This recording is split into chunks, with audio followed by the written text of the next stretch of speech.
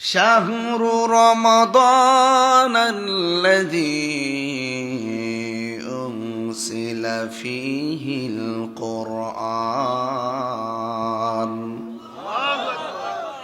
আল্লাহ রাব্বুল আলামিন বলেন,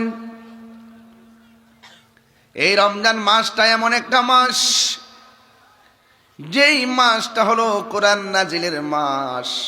এখন প্রশ্ন করবেন, তাহিরি হুজুর, কোরআনটা কোন রাত্রে নাজিল হয়েছে? আমার আল্লাহ বলেন, ইন্না আনসালনাহু ফি লাইলাতিল কদর ওয়া মা আদরাকা মা লাইলাতুল কদর লাইলাতুল কদরি খায়রুম মিন আলফি শাহর।